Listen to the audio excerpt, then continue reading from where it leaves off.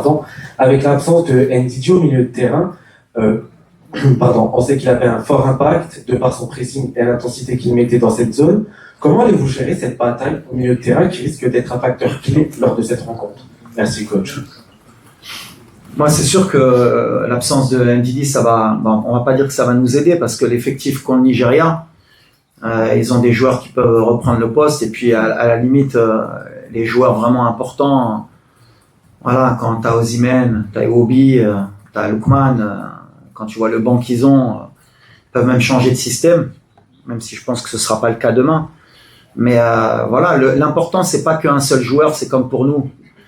Ils ont manière et matière à changer. Nous, ce qu'il faudra être conscient, c'est que en termes de concentration, en termes d'impact aussi athlétique dans les duels, dans les courses, on pourra pas se permettre, par exemple, de faire 20 minutes qu'on ait fait contre la Tanzanie.